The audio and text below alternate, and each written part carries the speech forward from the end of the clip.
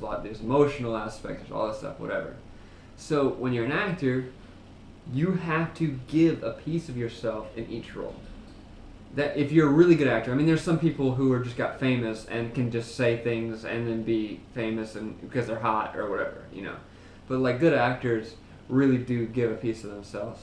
So like, I want to talk with Pat. I want to talk with you guys about this because this is very interesting. It's new to me. This is the first time I've ever had to fall in love on screen, and I've fallen out of love on screen. I've done, you know, all kinds of things with my emotions beforehand, but this is the first time in a feature film you film for about a month. That's kind of the, you know, yeah, it's around a month. On-regular, yeah. So, average, I guess. you know, you think about this. You know, I have to use my own emotions, what I know, to kind of I have to reappropriate them for the screen, right? So like I have to use like for this one, falling in love.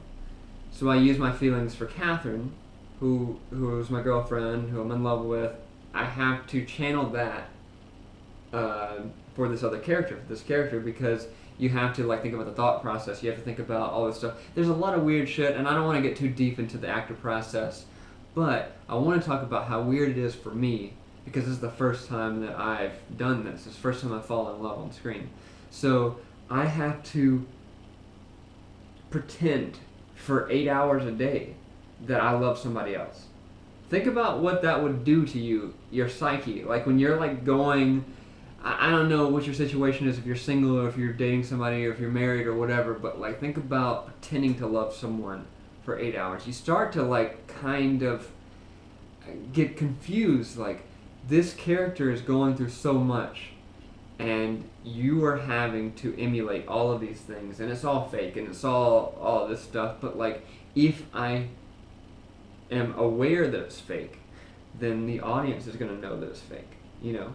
So you have to really give yourself up. And that's the hard thing about acting, is that you have to give a piece of yourself in each role. You have to give your emotions, and you have to really be involved, because you're not going to believe somebody on screen if they are just saying lines, alright? Yeah.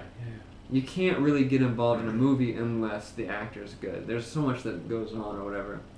So I wanted to talk about like falling in love on screen versus off screen. Like okay, so I don't know. Do you remember your first date with Meg? Yeah. Was it weird? No. Was it good? It's okay. Yeah. But did you know possibly that there was going to be a future on the first date? Well, this is kind of weird. Should we not? In our situation, it's kind of weird. I've known Meg since I was 12 years old. So we didn't have a date for a long time because we were friends for a long time before that. So our first official date, I guess, might have been in college, actually. But it was kind of cool. It was kind of like meeting up with an old friend that you've known for a very long time, but on an intimate level. You know, like you care more about this person than you would like just one of your homies that you haven't seen in a while or whatever. You know, something like that. But I don't think it was. I don't know, man. It was like, it was kind of, it wasn't weird, but it was like, I think I may have even expected it. Like it was something I knew was going to happen eventually.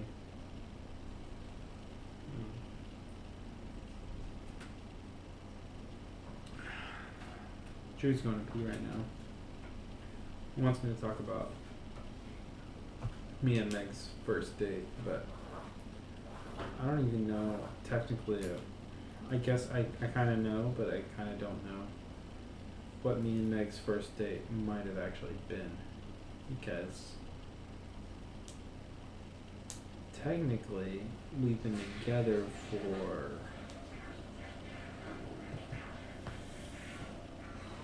Yeah. Where is it? Technically, like almost, like quite a while over a decade. Mm-hmm. Yeah. So I told our audience that he wanted me to talk about me and Meg's first date. Mm-hmm.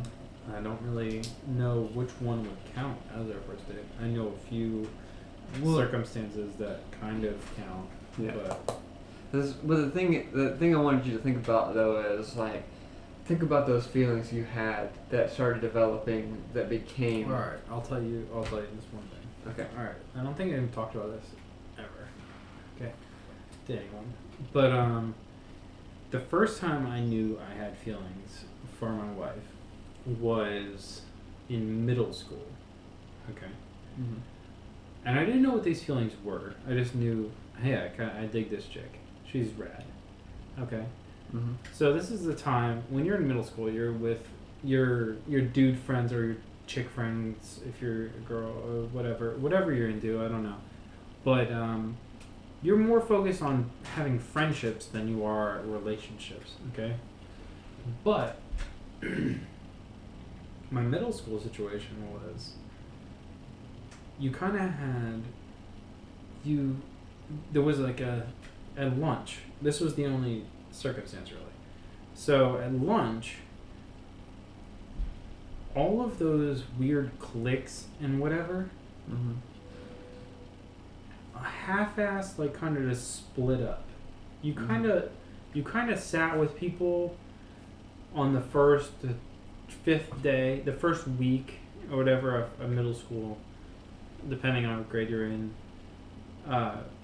According to like kind of when you got back from the lunch line or just where you actually sat. Mm-hmm. So this group I had was the first day of school. We were two or three periods in or whatever before lunch, and it was 7th grade, and something happened, and Sean Crow was around, alright, and he said something, and instantly I was like, I'm gonna make that guy my friend. I don't care what happens, that guy's my friend from now on. So that happened. Mm-hmm. Okay, 7th grade though, you gotta know this. 6th grade, I was kind of chubby. Oh, not even kind of. I was chubby. Okay, I was very scared because the particular section of the 6th grade hall, I didn't know anyone in at all. So I was sat with all these other schools, like these kids from these other schools that I had never met, okay? And I've been sitting with these people that I've met throughout other years of school or whatever. This is a brand new thing to me. It freaked me out. It was a rough year for me. 7th grade, after summer, I decided I'm gonna go in to this grade, and I don't give a fuck anymore from here on out. Yeah. And that's how I've been since. So never given a fuck. Never fucking nothing. Never fucking. Never fucking. So I went in and I didn't give a fuck from that day. And that first day I met my then best friend and my current wife. So that very day, okay. So I walk in and we're sitting there, and at lunch, this is like 3-4 periods in, like I said, and I don't even know what the fuck's going on, but like we're sitting there, and it was like the most random group of people that ended up sitting on our end of the table, and we were next to. And this is how Meg ended up sitting next to us at lunch. So Meg was alright. So we were on the end table. So this is our table, right? Meg was on the next table, but on the end seat. So the seat with like all of her girlfriends and like her popular girls or whatever she hung out with, Meg Rango was a popular girl in 7th grade. Okay, Meg was not the same Meg that you know. Okay. Okay. Meg was about being the popular girl. Oof. Tallest damn girl in school. Okay. Her and like this other girl. Anyway, so Meg was about that life. She was super pumped. Yeah. And I mean, it was cool. I was about that. I was like, man, I'm getting that chick for sure. Yeah. You know. And you did. Eventually. Yeah. So yeah, dude. What was it? What was the title we're talking about? Well, we're talking about. You were talking about the feeling, like falling in love. Like, when did you really know? Oh, okay. This is it then. Which we're gonna go back to falling in love on screen, which I have to get to. On screen. Okay, so this is in real life. I decided that day, the first day I walked in, I sat in probably the second row all the way in the back. And Crow, I think, was already there. But Meg walked in, and I was like, oh. Ooh. Alright. She hit me with a hair flip. Ooh, I know she did. She did. And I was like, oh, shit. Over. That's what... That's her trying to get your attention. It wasn't even that. She was like... I was like, wow, damn. I just figured out I'm a guy today. Oh. Damn, you figured out you was a man. No, it was like that day. Like, damn, manhood just hit me just now. But anyway, no, I'm just kidding. But she did hit me with a hair flip, and I was like, oh shit, I'm gonna end up with that girl. I literally said that day, okay. And probably second period, I said I'm gonna make this dude my friend, Sean Crow. And it was like a day of, I don't give a fuck, this is happening type of stuff. Yeah. And it did end up happening, kind of through lunch, because lunch is when everyone gets to say their business, because you can't talk really in school.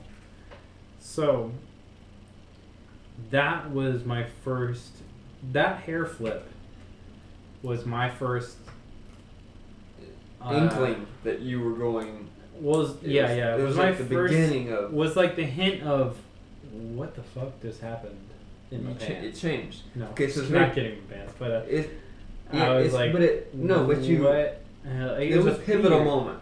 Yeah, it was a very pivotal moment. Okay, yeah. And I was kidding. I was kidding about the pants, but no, I mean, it was like she walked in, hit the flip, right, and I was like, whoa. All right. It was one of those movie moments. Yeah, no, it's seriously, I can't explain it any better. It was like, what does, it was like, it was one of those things where I kept staring. I was like, all right, I'm going to learn who this is. I'm going to learn. What about their life is interesting. And I'm going to learn to be like that. That's great. It was weird, man. I don't know. I don't think me and Meg is a good example. Perfect example. So what I want to say is, think about that moment, right? We've already established it. Think about that moment. Now think about recreating that with somebody else. It's really hard, right? It's pure timing, coincidental. Right. That is only going to happen between you and Meg. That moment could have only happened at that moment. Right? I didn't tell her till years after, by the way. I bet. Years. I mean. So, but just humble me real quick. Okay. Talk to me real quick. That moment could have only happened right then, right? Mm-hmm. So, for an actor, doing that, falling in love, you have to recreate that moment. You have to redo that with someone else. I had, like, yesterday, for this film, I had to go on a first date with the person that I was in love with. Think about doing all of those things that you said, like imagining like that moment when you saw her hair flip. I did that. I had to see that hair flip. I had to see, I mean, obviously it wasn't literally the hair flip, but I had to see all of those things. I had to recreate those feelings. You had to feel that heart flutter. That's what you had to do. And if the camera doesn't see me have that heart flutter, then you're not going to believe me. The audience is not going to believe it. Mm. So I had to go through all of these emotions. Mm-hmm. And that is a very stressful thing to go through because there's so much curiosity. What is this person about? What am I doing? What am I about? What am I going through? Like, whatever. So I'm having to do this and relive all of this. Like doing arguments, getting in a fight on camera is the best thing because you get to release all of the tension that you actually feel Mm-hmm. and put it in there. But doing something like falling in love, it's really stressful. Okay. So that's what I wanted to like vent about, talk about, is that like even though I'm with everybody else on like actors don't work hard, like whatever, like I get it, like unless you're fucking Leo in The Revenant, you're not getting your body tossed around, like you're not doing things that really take a toll on you. Animal guts. Yeah, you're right. You're not taking a toll on you, but like giving up a part of yourself, giving up those feelings that you felt that were genuine, like that moment with Meg, Mm-hmm. that hair flip with Meg, like that, giving up those moments to someone else, it's hard. It really is, and it gets confusing. Like, what am I supposed to? How much of myself should I give up? You know. I mean, like how much do you want me to weigh in on this, or are you well, just saying? I mean I'm saying that's the audience. It's a kind of a. It's not a. Because I think it's a very it's. I don't know, man. It's one of those things where it's like it's very freeing but very vulnerable. You know. Yeah. You feel like, oh shit, this is great. I can do whatever I want. I can feel the way I want. But at the same time, everyone sees that. Yeah. You know, you're not hiding anything. A lot of people don't like to be vulnerable in front of other people. No. It's hard to do that, and sometimes in situations when I'm on camera, I have to be vulnerable. There was literally a moment in this film where my character, actually, I was filming a scene where they talked about my real ex-girlfriend. Really?